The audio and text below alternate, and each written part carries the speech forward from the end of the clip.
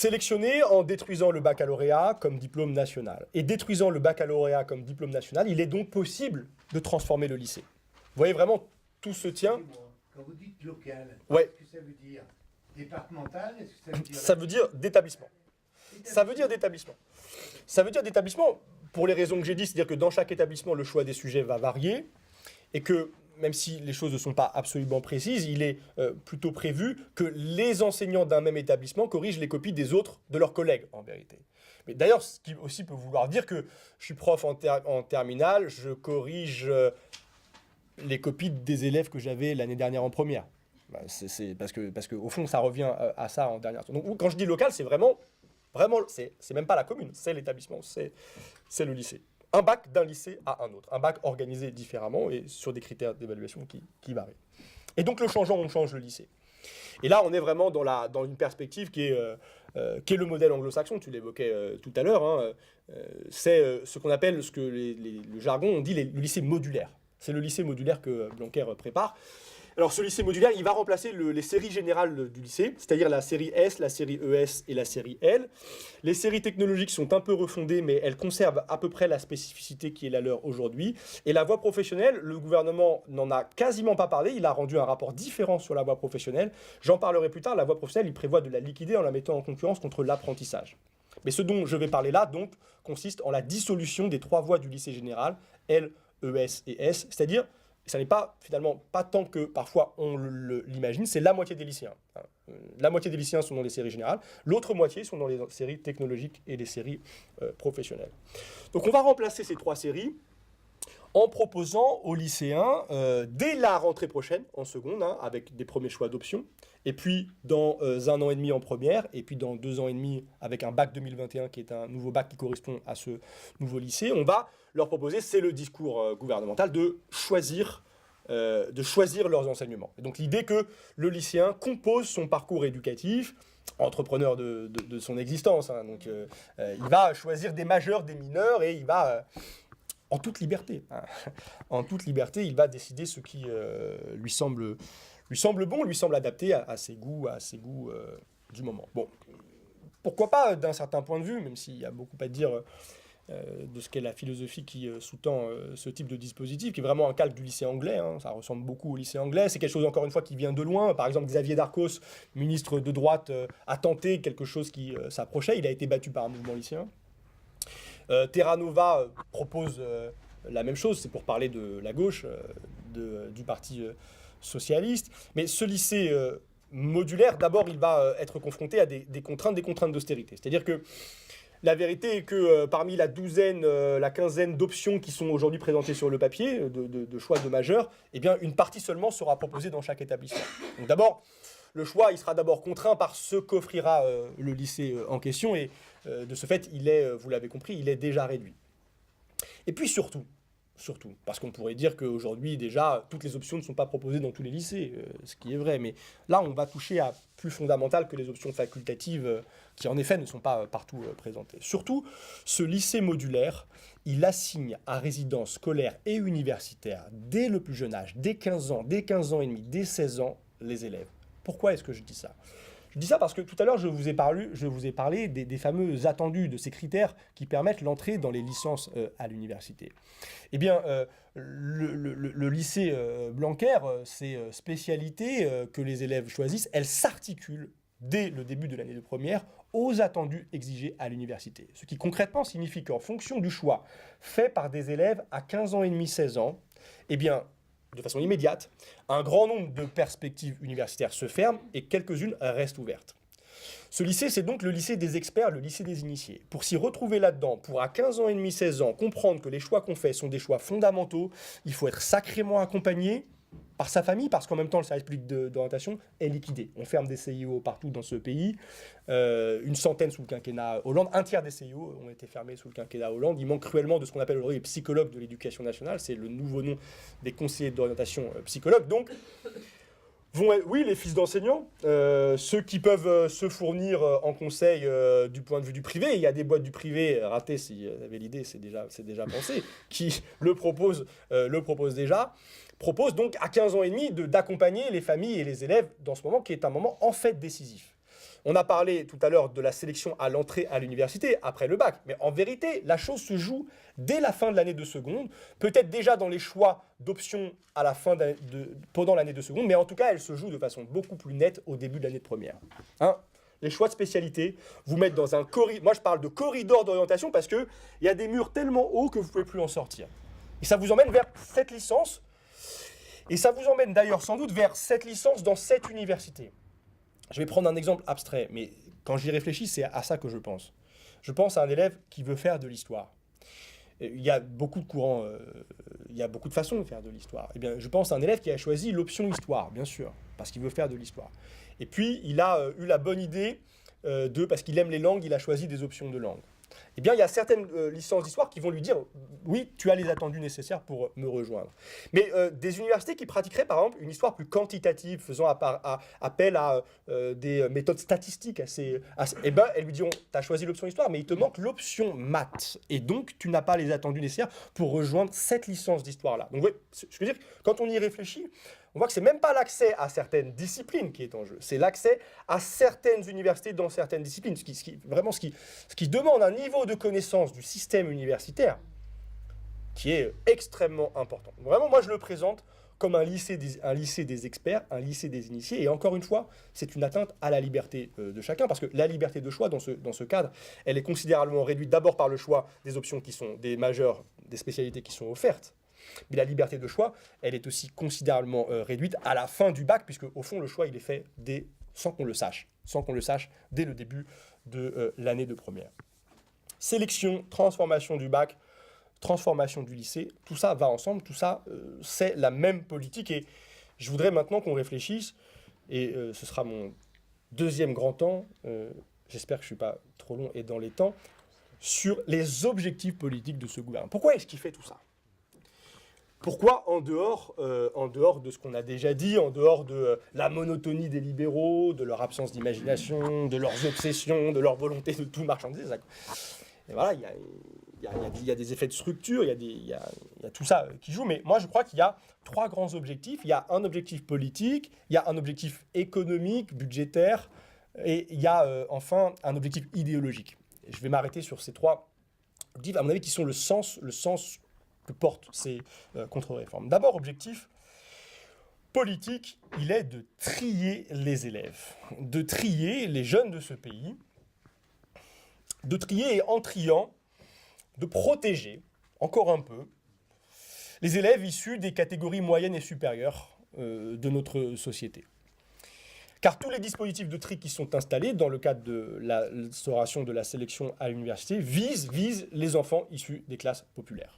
C'est extrêmement clair, et eux seront les premières victimes, pas les seules, mais les premières victimes des dispositifs qui s'annoncent.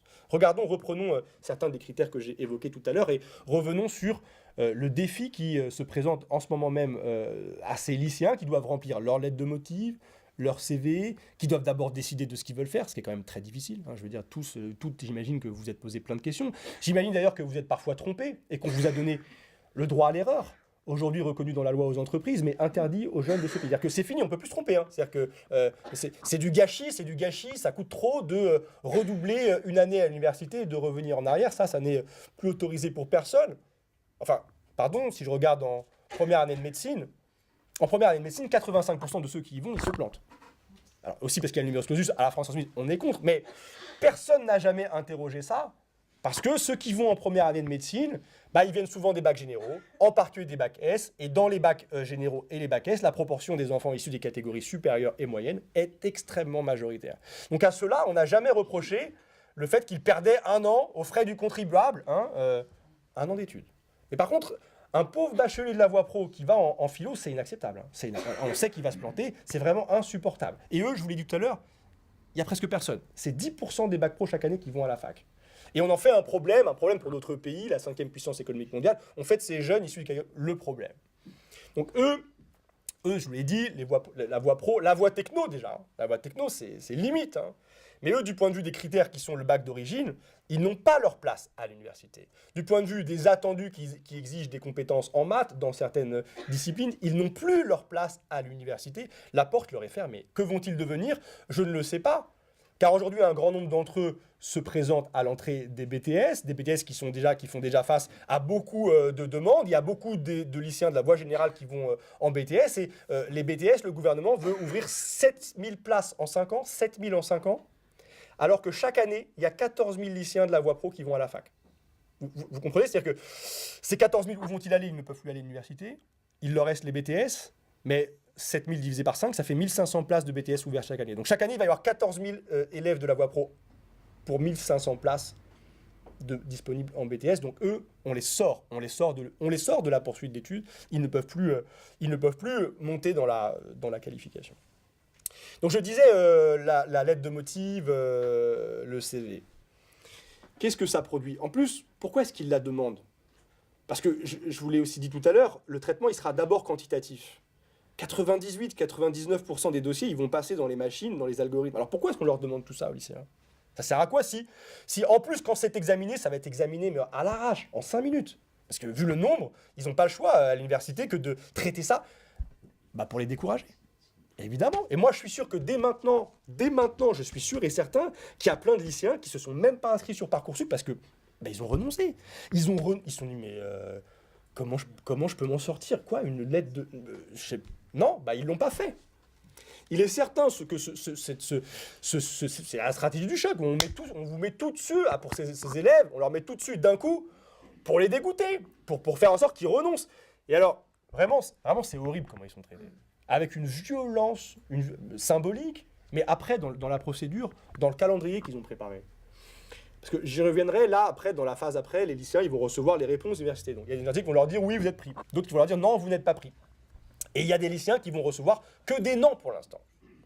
Donc ils vont rentrer dans une procédure qui conduit à ce que plus tard, vers la fin de l'année, après le 26 juin, quand il reste des places, s'il en reste, on revienne vers eux pour leur faire des propositions.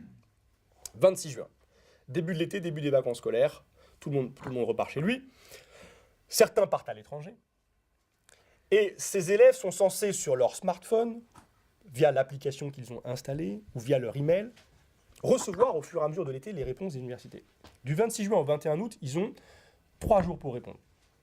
S'ils ne répondent pas, au revoir, c'est comme à Pôle emploi, c'est Pôle Université, c'est comme à Pôle emploi, on vous a fait des propositions, vous les avez refusées, vous n'êtes plus demandeur. Il n'y a plus de problème puisque vous n'existez plus. 3 jours, en plein été. Après le 21 août et jusqu'au 21 septembre, ils ont 24 heures. Donc ça, si ce n'est pas fait pour éliminer de façon automatique et de façon quantitative un nombre important de lycéens, je ne sais pas pourquoi c'est fait. Donc il y a cette volonté politique de barrer l'accès à certains, toujours aux mêmes, de l'accès à l'université. Les enfants issus des catégories populaires. D'autant que ce dispositif Parcoursup à l'assignation sociale ajoute l'assignation territoriale. C'est-à-dire qu'il réduit les possibilités pour les élèves venant de certaines académies de candidater dans une autre académie. Parcoursup dit, dès lors que la formation que vous demandez est offerte dans votre académie d'origine, vous ne pouvez pas la demander dans une autre.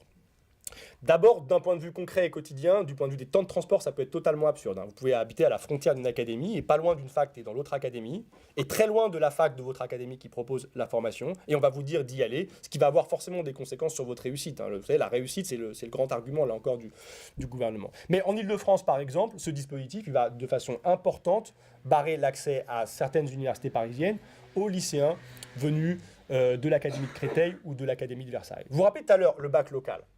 Le bac local, c'est la fac locale. Le bac 93, c'est la fac 93.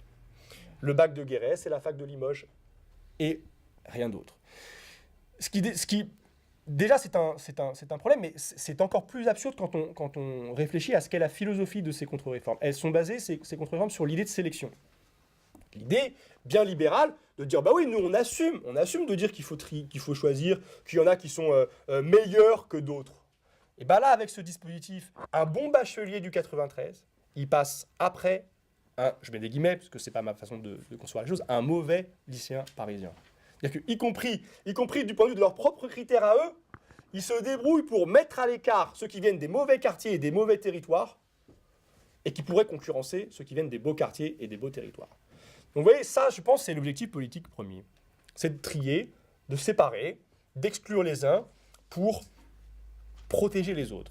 Et quand je dis protéger, Eh bien, c'est à mon avis le sens profond et la motivation première de l'instauration de la sélection. Pourquoi est-ce qu'ils ont fait la sélection? Pourquoi ils ont remplacé le tirage au sort par la sélection? Parce que le tirage au sort, ça permet aussi d'éliminer par le sort. Eh bien, parce que le tirage au sort, qui n'est pas la position de la France insoumise, nous on dit ni tirage au sort ni sélection, ouverture de toutes les places nécessaires pour tous les étudiants, qu'on soit bien clair. Mais le tirage au sort, il était égalitaire. C'est le hasard. Il est aveugle, le tirage au sort. Le tirage au sort frappait de très bons lycéens. Vous lisez n'importe quel journal local au mois de juin dernier, il y a écrit Quentin, 18 sur 20 au baccalauréat, éliminé. Le gars, il est brillant, la fille, elle est brillante, et boum, il se mange le tirage au sort. Le hasard. Pas de peau, quoi, mais ça tombe sur tout le monde, le tirage au sort. Ça tombe sur les enfants issus des catégories supérieures et moyennes, autant que sur les enfants issus des classes populaires. Eh bien, la sélection, ça permet de gérer les contraintes de l'austérité. On n'ouvre toujours pas de places, pas les places dont il y a besoin, mais on protège les enfants issus des catégories moyennes et supérieures. Donc, il y a une dimension politique, sociale extrêmement forte, à mon avis, dans la substitution, dans le passage du tirage au sort à la sélection. C'est pas juste un truc, c'est vraiment, c'est que ça protège certaines catégories, ceux qui viennent des bacs généraux, et du bac S en particulier. Vous êtes dans un bac général, avec ce système, vous n'êtes pas directement menacé, même si vous l'êtes par beaucoup des autres contre-réformes éducatives qui sont menées, mais la sélection vous protège. C'est l'électorat de Macron dont il s'agit. C'est des enfants de l'électorat de Macron dont il s'agit. Ce gouvernement, il est en train de servir le bloc social et politique qui l'a porté au pouvoir. Il est minoritaire, rappelez-vous. Rappelez-vous du score de Macron au premier tour. Donc ça n'est pas une politique, bien sûr, d'intérêt général, vous l'avez compris, mais là, c'est une traduction très concrète. Il sert ceux qui l'ont porté au pouvoir. Ça, pour moi, donc, c'est le premier objectif, l'objectif politique. Le second est un objectif économique, un objectif budgétaire. Bien sûr, pour un gouvernement qui s'inscrit dans le respect de la règle d'or, des traités européens, donc de l'indispensable réduction de la dépense publique, réduction à laquelle tous les services publics doivent leur part. Et évidemment, le service public d'éducation et évidemment celui de l'enseignement supérieur et de la recherche. Dépenses dont la part dans le PIB de notre pays diminue sans cesse d'année en année depuis une dizaine d'années déjà. C'est souvent quelque chose qu'on ne met pas en lumière, mais la part des dépenses éducatives et des dépenses de l'enseignement supérieur et de la recherche diminue chaque année dans notre pays. Depuis 2007, il y a 10 000 postes en moins dans l'enseignement supérieur. 10 000. Évidemment, moins vous accueillez d'élèves dans le supérieur, moins vous allez avoir de besoins du point de vue des professeurs. Même logique dans le lycée, dans ce nouveau lycée, dans ce lycée modulaire. Il y a aussi une atteinte aux disciplines. Il y a des pertes d'enseignement disciplinaire. Par exemple, quand on regarde de près les enseignements scientifiques, quand on compare ce qu'est la série S aujourd'hui à ce que sera demain le parcours de celui ou de celle qui choisit des spécialités, des majeurs scientifiques, il perd à peu près 2h30 d'enseignement scientifique par semaine. Dans le projet Blanquer, rien n'est dit de ce qu'on appelle les classes dédoublées au lycée, qui sont des classes importantes sur le plan pédagogique, où la classe est coupée en deux, ce qui permet aux professeurs d'avoir un rapport plus individualisé à ses élèves. C'est des classes qui consomment, j'utilise les mots des libéraux, je parle comme un DRH, qui consomment des moyens humains importants. Donc si on laisse de côté ces classes dédoublées, si on réduit les volumes d'enseignement disciplinaire, à la fin, tout ça, ça va se traduire en nombre de postes d'enseignants du second degré. Et certains ont estimé à environ 40 000 le nombre de postes d'enseignants qui pourraient être économisés à moyen terme sur les 142 000 aujourd'hui professeurs de l'enseignement général et technologique au lycée. C'est énorme. Ce gouvernement a déjà, à mon sens, anticipé les effets de ces contre-réformes, car cette année, Blanquer, par un arrêté, a diminué de 2600 le nombre des postes ouverts au concours d'enseignement du second degré. Donc il y a bien sûr un objectif de réduction de la dépense, un objectif d'austérité dans cette série de contre-réformes. Moins de dépenses, moins d'enseignants, des moyens dérisoires. Le gouvernement vous parle de son plan étudiant, soir et matin. Mais non, on investit dans l'université. Plan Vidal. On investit 500 millions d'euros en 5 ans. 500 millions d'euros, c'est des ordres de... Franchement, on comprend, ça a l'air peut-être d'être important. Mais le livre blanc sur l'enseignement supérieur et la recherche de 2017, c'est-à-dire commandé par François Hollande, bolchevique conséquent, vous le savez, estimait les besoins de l'université à 1 milliard d'euros par an pendant 10 ans. Donc eux, ils font 500 millions d'euros pendant 5 ans. Le Parti socialiste de François Hollande disait il faut 10 milliards sur 10 ans. Vous voyez à quel point tout ça est absolument ridicule et n'est pas à la hauteur des besoins éducatifs de ce pays. Rapportons ces 500 millions d'euros à ce que coûte la suppression de l'ISF, à peu près 4 milliards d'euros. Et vous voyez que ce que l'on donne aux uns, évidemment, on vient le prendre aux autres, on vient le prendre aux étudiants, aux lycéens de ce pays. Enfin, pour vous donner peut-être encore un dernier argument, j'ai encore 2 points, mais autre élément de la propagande gouvernementale, on prend soin des étudiants, on leur propose, pour lutter contre l'échec en licence, des parcours personnalisés. C'est l'idée de dire, bon, par exemple, il y a des lycéens, ils arrivent à l'université, ils n'ont pas le niveau, on les prend quand même. C'est-à-dire que c'est des lycéens qui reçoivent sur Parcoursup, ils reçoivent la réponse « oui, si ». Oui, si vous acceptez de suivre un parcours particulier. Par exemple, ça peut vouloir dire, vous faites votre licence, pas en 3 ans, mais en 4 ans. Je passe sur les atteintes à l'égalité que cela implique. Mais la vérité de ce dispositif qui pourrait se discuter, parce que d'un certain point de vue, dire qu'on donne davantage de moyens à certains élèves, ça, oui, ça se discute, c'est intéressant. La conférence des présidents de l'université, du point de vue des moyens qu'on donne aux universités, estime que seuls 5 à 10% maximum des demandes pourront recevoir ce type d'aide. 5 à 10% seulement. Ouais, c'est rien par rapport à ce que sont les ordres de grandeur dont nous parlons. Et il y a déjà des universités, l'université de Poitiers par exemple, qui a dit, nous on n'a pas l'argent pour, donc il n'y aura aucun parcours personnalisé. Ce sera que des oui et que des non. Il n'y aura pas de oui-si dans notre dispositif. Dernier point sur l'austérité, et puis je passe à un autre. Toujours cette volonté de faire des économies. Le fameux arrêté licence, négocié par les syndicats étudiants en 2011, qui pourrait être remis en cause. Et l'arrêté licence, s'il était remis en cause, il pourrait conduire à ce que les rattrapages qui permettent aux étudiants qui n'ont pas réussi leurs examens du premier coup soient annulés, soient supprimés, et que la compensation entre les matières, c'est-à-dire que vous êtes bon ici, ça rattrape le fait que vous le soyez moins ailleurs, là encore, disparaissent. Là, il y a aussi un objectif budgétaire qui est très clair. D'abord, les rattrapages, il faut les organiser, ça coûte de l'argent. Mais surtout, les rattrapages, malheureusement, les étudiants, ils les réussissent. Et donc, malheureusement, ils vont à l'année suivante. Et vous avez compris, c'est pas bon pour le système parce que la volonté, c'est d'en mettre le plus grand nombre possible à la porte. Donc, on va aussi en mettre à la porte par la remise en cause de l'arrêté licence en empêchant les étudiants de passer des rattrapages et de pouvoir accéder à l'année suivante. Du point de vue donc, de leurs objectifs économiques, l'austérité est un axe absolument fondamental. Le second, c'est la marchandisation de l'éducation. Et on a commencé à le dire tout à l'heure quand j'ai parlé du BAFA, on est en plein dedans. Si je dis diplôme local, bac local, si je dis même d'ailleurs licence particulière, parce que déjà dans le cadre de l'autonomie d'université, elles ne sont pas les mêmes, et les critères pour y accéder varient d'une licence à une autre. Si je parle donc de diplômes locaux, je parle de diplômes qui deviennent de ce fait des marques d'établissement. Vous n'allez plus avoir un bac, vous allez avoir le bac Henri IV.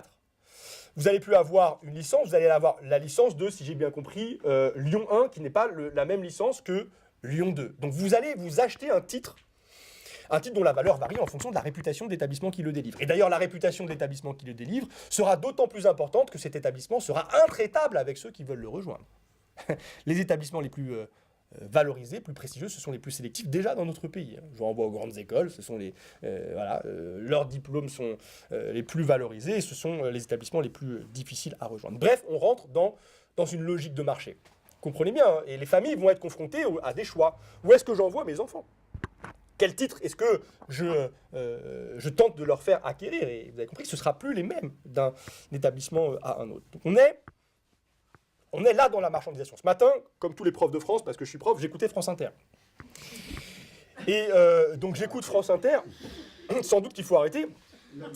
Et alors, à journal de 9h, et à la fin, ils nous font, sauf en année, ils nous font « Aujourd'hui sont publiés le palmarès des lycées de France. Allez le consulter, comparez, et faites-vous votre avis. » Et alors, plus tard, je reçois une alerte sur mon téléphone, un mail du Parisien, je ne sais même pas pourquoi ils ont un mail, et il m'envoie « Cliquez sur notre classement des meilleurs lycées et choisissez. » Donc, on est en plein dedans, vous avez compris. Vous les connaissez, ces classements, ils sont déjà, Le Point, ils en font sur les hôpitaux, ils les font maintenant, ils les font sur les écoles. On est en plein dans la marchandisation. La marchandisation, c'est aussi le marché des certifications. Le Premier ministre a annoncé, c'est passé inaperçu il y a une dizaine de jours, il a annoncé que désormais, l'éducation nationale allait payer des boîtes privées pour certifier en langue étrangère les élèves. C'est hallucinant. C'est-à-dire que jusqu'ici, en langue étrangère, vous passiez le bac, vous l'aviez ou vous l'aviez pas, enfin, voilà, mais votre niveau était évalué par les épreuves du bac. Bah là, vous savez, c'est les trucs, les TOEFL en anglais. Donc il y a tout un business de ça. Parce que c'est des boîtes privées qui organisent ça. Ça coûte, il faut les payer. Pour l'instant, ils disent que le gouvernement va le payer, l'État va le payer. Ça ne veut pas dire que ce sera toujours le cas. Hein. Il y aura le jour où ils viendront nous dire que ça aussi, il faut... Mais ça veut dire que l'éducation nationale, comme service public, s'apprête à sous-traiter à des entreprises privées une partie de l'évaluation de ses élèves. Là, si on n'est pas dans la marchandisation de l'école, je ne sais pas dans quoi on est en plein dedans. Ils se frottent les mains. On commence par ça, demain ça pourra être autre chose. Ça interroge aussi sur la conception de l'enseignant. L'enseignant, une de ses fonctions, une de ses tâches, c'est aussi d'évaluer ses élèves. Bah, si ça, à la fin, il n'en est plus maître, qu'est-ce qu'il est, si on peut le remplacer au moment des... On peut peut-être le remplacer à d'autres moments. On peut peut-être le remplacer tout le temps, au fond. On peut peut-être même se débarrasser de lui. On peut peut-être apprendre aux élèves à apprendre à apprendre. C'est ce que l'Union européenne propose. Vous avez compris ? Apprendre à apprendre. On peut imaginer beaucoup de choses, mais en tout cas, on est déjà dans la réalité quand on parle de la marchandisation des certifications. La marchandisation, c'est aussi, on en parlait, le coaching scolaire. Tout le marché qui est en train de fleurir à propos de la lettre de motivation, du CV. Donc vous allez, vous tapez ça dans Google, lettre de motivation, vous avez maintenant plein de services. Et moi, j'avais consulté un site, Eureka Study, c'est 220 € TTC pour une lettre de motivation. C'est 800 € pour la lettre de motive, plus les conseils par Skype, pour vous dire comment vous en sortir dans tout ce micmac. Donc là, c'est pareil. Il y a ceux qui pourront se le payer, il y a ceux qui ne pourront pas. Il y a ceux qui comptent sur le service public, je vous ai dit qu'il était démantelé, et il y a ceux qui peuvent aller vers ceux qui existent et se développent, le secteur privé. Enfin, la marchandisation, ce lapsus révèle le fait que je vais évoquer la question du secteur privé. Mais avant, juste une mention pour vous dire à quel point ce marché est déjà là, il est déjà... c'est le présent dans lequel on est. C'est pas des... Là, on n'est plus en train de dire, peut-être comme il y a 10 ou 15 ans, c'est ce qui va arriver. Hein. Vous savez, les oiseaux de mauvais augure que peut-être beaucoup d'entre nous ont été. Mais là, on est en plein dedans. Vous allez sur Parcoursup aujourd'hui, sur Parcoursup, la plateforme publique. Hein. Il y a des propositions qui sont faites aux élèves de BTS dans des lycées privés hors contrat à 9 000 € par an. 9 000, c'est écrit, il y a le prix. Hein, il y a le prix. Comme sur un marché, il y a le prix. 9 000 € l'année. Dans les BTS, donc je vous ai dit tout à l'heure qu'il n'y avait plus de place dans les BTS. En particulier dans ceux, je crois que c'est un BTS audiovisuel, qui sont extrêmement demandés. Donc là, le business, il est là, et l'État accompagne, puisqu'il le met sur sa propre plateforme. Et donc justement, le secteur privé lucratif, qui existe en France, l'enseignement privé lucratif, l'enseignement supérieur privé lucratif, est en train de connaître un développement absolument spectaculaire. Il a accueilli ces dernières années quasiment, un peu moins, mais quasiment autant de nouveaux étudiants que l'ensemble de l'enseignement supérieur public. Je ne vais pas vous assommer de chiffres, mais je le dis d'à peu près de mémoire, il me semble que l'enseignement supérieur public a accueilli, ces 10 dernières années en gros, 260 000 élèves de plus. L'enseignement supérieur privé lucratif, 230 000. Plus 83%, je crois, d'inscriptions en à peine 10 ans, quand c'est à peu près plus 15% pour le secteur public. Cette année, plus 5,6% dans le privé lucratif, plus 1% dans l'enseignement public. Ce n'est pas les mêmes ordres de grandeur, mais vous voyez que les dynamiques sont très différentes et que là, il y a quelque chose qui est en train d'apparaître. On est déjà à peu près un étudiant sur 10 qui est dans le secteur privé lucratif, avec toutes les logiques d'endettement étudiant, hein, bien sûr, parce que là, on est sur 5 000, 10 000, 15 000 € l'année. Des établissements qui d'ailleurs proposent des packs avec des banques, la BNP, machin, pour financer leurs études. Ce secteur, le gouvernement est en train d'aider à son développement. Dans quelques jours viendra au Parlement, à l'Assemblée nationale, un projet de loi qui vise à faciliter les conditions dans lesquelles peuvent s'ouvrir les écoles privées hors contrat. Ici plutôt dans le premier degré. Mais vraiment, et le nombre des écoles privées hors contrat dans le premier degré, hors contrat, hein, tout à l'heure on parlait des sous-contrats, qui pompent 10 milliards d'euros d'argent public chaque année. Sujet central, c'est clair, gros sujet. Mais là, je parle du hors contrat. C'est une augmentation absolument spectaculaire sous le quinquennat Hollande du nombre de ces écoles. Et là, la volonté, je vous le disais, de permettre encore des ouvertures plus nombreuses. Voilà, la marchandisation, c'est aussi la privatisation de l'école. Objectif politique, objectif économique. Le troisième, c'est le dernier, objectif idéologique. Ce qui est en jeu, c'est la mutation de notre système éducatif. Notre système éducatif est encore un système républicain. Enfin, non, en fait, je ne devrais pas dire est encore. Il n'est plus républicain. Il a longtemps été un système républicain, j'entends par là qu'il garantissait égalité d'accès et de traitement. C'est terminé. Le quinquennat Hollande a porté des coups extrêmement durs contre réforme des rythmes scolaires, contre réforme du collège, tout un tas d'autres dispositifs plus précis sur lesquels voilà, je passe ce soir. Mais cette école républicaine, cette école qui s'est longtemps revendiquée d'un idéal émancipateur, elle est en train de devenir autre chose. Et nous entrons dans un nouveau modèle marchand, je vous l'ai dit, mais guidé par une perspective que je vais nommer adéquationniste. Qu'est-ce que ça veut dire ? Ça veut dire que la vocation du service public d'éducation demain est finalement de répondre aux besoins du monde économique. Et quand je dis du monde économique, je devrais préciser aux besoins des grandes entreprises de ce pays, au CAC 40. Que le monde économique, c'est aussi des TPE, des PME. Et dans cette affaire, elles sont elles aussi d'un certain point de vue maltraitées. L'adéquationnisme, la soumission du service public d'éducation au MEDEF, à son agenda, à ses nécessités, l'adéquationnisme passe par la territorialisation de l'école. C'est-à-dire par l'instauration d'une école à géométrie variable dans laquelle, d'un établissement à un autre, les contenus éducatifs ne sont plus les mêmes. Vous l'avez compris, tout à l'heure, je vous parlais du lycée, du fait que dans un lycée, dans un autre, les spécialités ne seront plus les mêmes, et que nous allons sans doute aller, et c'est ce vers quoi tend cette réforme, vers des lycées qui se spécialiseront. Il y aura très certainement des lycées de sciences dures et des lycées humanités. Très certainement, c'est vers cela que nous allons aller. Et donc, en fonction de votre commune de résidence, de l'endroit dans lequel vous êtes né, dans l'endroit dans lequel vous avez grandi, vous allez pouvoir accéder à tel ou tel contenu et pas à tel autre.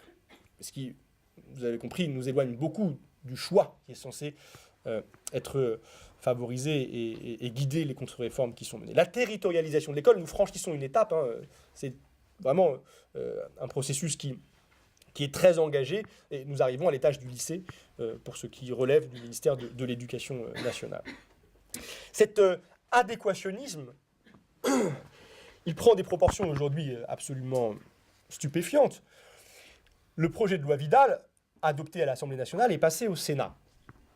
Au Sénat, les sénateurs républicains, les sénateurs LR, ont fait passer un amendement soutenu par la majorité En Marche, amendement à peine transformé en deuxième lecture à l'Assemblée nationale, un amendement qui décide d'affecter des moyens supplémentaires ou de retirer des moyens aux licences en fonction des débouchés professionnels qu'elles offrent. Ça veut dire quoi ? Ça veut dire une licence qui envoie tous ses élèves, qui leur trouve un boulot, quoi, du point de vue de ce que demande aujourd'hui notre économie, on va lui donner des moyens supplémentaires. Une licence qui ne sert à rien. Anthropologie. Philosophie. C'est mort. Il y en a plein. On lui retirera des moyens. Ça, cet amendement qui vient de la droite, le gouvernement l'a soutenu et il est dans la loi Vidal aujourd'hui. Si on n'est pas dans l'adéquationnisme, dans la soumission complète du service public aux besoins des grands... Je ne sais pas dans quoi on est. Et la dernière dimension de cette rupture, de ce changement de modèle, c'est ce qui arrive à la voie professionnelle. La voie professionnelle sous statut scolaire. Les lycées professionnels qui ont fermé 172 lycées professionnels fermés sous Sarkozy et sous Hollande. Démantèlement de la voie. Des milliers de postes de professeurs supprimés. La voie professionnelle qui garantit la maîtrise d'une qualification. Et donc la pleine possession d'un métier. Et donc la capacité pour celui qui est le détenteur de cette qualification aussi de faire face aux aléas de la conjoncture, aux mutations du système productif. Parce qu'il est expert dans son domaine. Et donc il peut faire face à des changements. Eh bien la voie professionnelle, elle est aujourd'hui mise de côté. Ça fait longtemps que ce projet est là, est remplacé par l'apprentissage. Le gouvernement a choisi de tout mettre le paquet sur l'apprentissage. D'ailleurs, enfin, ils l'ont tous dit, ils ont tous dit 500 000 apprentis, c'est notre objectif. Au départ, c'est le MEDEF qui l'écrit, il y en a à peu près 450 000 aujourd'hui. L'idée, c'est de développer l'apprentissage. Mais plus que de le développer, le gouvernement a choisi l'apprentissage, qui jusqu'ici était la prérogative des régions. Ça me posait problème, moi, parce que c'était déjà une perspective de territorialisation. Mais ils ont décidé de le confier aux branches professionnelles, c'est-à-dire au patronat. Au patronat de chaque secteur de l'activité économique, qui vont désormais pouvoir ouvrir ou fermer des centres de formation des apprentis.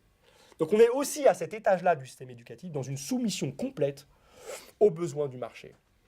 Dans les branches professionnelles, encore une fois, ce n'est pas les TPE et les PME qui sont en position de force. Hein. C'est encore une fois le CAC 40, le MEDEF, qui va pouvoir bénéficier de subsides considérables pour organiser lui-même le recrutement, la formation et le recrutement d'une main-d'œuvre qui sera plutôt certifiée et non pas qualifiée. Et j'insiste là-dessus parce que c'est un autre basculement. La certification, elle est attachée au poste de travail, quand la qualification l'est à l'individu.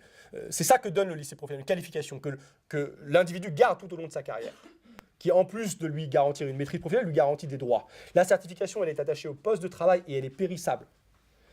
Il faut toujours la repasser au bout de 2 ans, il faut que vous remontiez, que vous êtes bien certifié, donc vous avez payé. Et puis si vous voulez changer de taf, vous allez vous poser la question, parce que vous n'êtes pas certifié pour le nouveau poste de travail. Donc là encore, je reviens à la liberté, à la mobilité du travailleur, à sa capacité à décider aussi à un moment donné de quitter son emploi. C'est pas le plus fréquent dans une période de chômage comme aujourd'hui, mais c'est aussi ça qui est en cause avec le développement de l'apprentissage et la liquidation encore plus de la voie professionnelle. Voilà, j'arrive à ma conclusion, j'ai beaucoup parlé, je vais m'arrêter, mais juste pour peut-être réfléchir dans la discussion à qu'est-ce que nous pouvons faire. Que faire face évidemment, d'abord, c'est d'être très nombreux demain, le 22, le plus nombreux possible, le 22, et j'espère ensuite. J'espère que que ce mouvement va grandir, qu'il va se fortifier. Mais peut-être vous qui vous intéressez aux questions d'éducation, peut-être que vous avez un rôle plus particulier à jouer de ce point de vue-là. Si vous le pouvez, allez aider les lycéens qui aujourd'hui se battent dans leurs établissements et qui parfois essayent de les bloquer, leurs établissements. Il leur arrive, les lycéens, de vouloir le faire. Et ils sont l'objet de répressions diverses, celle de leur administration, celle de la police, qui parfois est tout à fait brutale avec eux. Eh bien, peut-être que vous qui êtes des militants, des militantes, peut-être des enseignants ou des enseignantes, vous pouvez le jouer d'abord un rôle de tampon entre ces pressions qui s'exercent sur ces lycéens qui veulent dire quelque chose et ces lycéens. Et vous les aiderez grandement en le faisant. Et il y a, je crois, un enjeu à le faire alors que la bataille du lycée va s'ouvrir. La bataille Parcoursup, on est dedans, mais la bataille du lycée va s'ouvrir parce que la contre-réforme va être mise en œuvre à la rentrée prochaine et que ce que j'ai expliqué ce soir, je crois, n'est pas bien connu encore. L'information sur Parcoursup a commencé à se diffuser. Les parents d'élèves sont confrontés à la procédure avec leurs enfants. Mais la bataille du lycée vient, il faut la préparer, il faut aider ceux qui déjà la mènent. Et puis plus largement, et je vous fais une petite annonce en avant-première ce soir, je crois qu'un des grands enjeux et une des tâches de la France Insoumise dans les mois qui viennent, dans les années qui viennent, est de chercher à fédérer autour des questions éducatives. Et quand je dis de chercher à fédérer, c'est peut-être de trouver ce cadre d'action qui nous permettrait de dépasser ce qui aujourd'hui, vous, peut-être cloisonne les cadres dans lesquels nous nous situons. Quand on parle d'éducation, il y a souvent les enseignants. Et puis à côté, il y a les parents d'élèves. Et puis à côté, il y a les étudiants. Et puis à côté encore, il y a les lycéens. Et puis à côté, il y a tous ceux qui s'intéressent, citoyens, citoyennes, à ces enjeux. Et peut-être que ce cloisonnement, jusqu'ici, il nous a empêchés de franchir certaines étapes, de résister, de gagner, de l'emporter. Je crois que l'une de nos tâches est donc de parvenir à briser ces cloisons et à trouver un cadre, un dispositif qui nous permette tous ensemble, citoyens, citoyennes intéressés de cette question d'intérêt général, d'agir. De trouver les leviers qui nous permettraient de le faire. Eh bien, c'est ce que nous allons tenter de faire. Je m'arrête là-dessus et j'espère que je trouverai ici des relais lyonnais. Nous allons le 6 mai prochain faire cette proposition, une proposition ouverte à tous ceux qui le veulent, dans le cadre d'une réunion qui se tiendra à Paris, mais qui se veut nationale. Nous voulons lancer un réseau éducation de la France Insoumise, un réseau qui doit prendre en charge des campagnes d'action sur les questions éducatives. Et quand je dis campagne d'action, évidemment, ce seront les sujets dont nous avons parlé ce soir, mais ça peut aussi être la cantine bio et gratuite pour tous les élèves. Parce qu'il va falloir trouver des sujets transversaux qui nous permettent de parler à tous de cette question centrale, majeure, et qui est bien sûr une question profondément politique, parce que notre projet pour l'école, que je n'ai pas décrit là ce soir, tu me l'avais demandé, mais on va le faire dans la discussion, il est évidemment encastré dans notre projet politique, dans notre projet de 6ème République, dans notre projet éco-socialiste, celui que porte la France Insoumise. Merci de votre attention.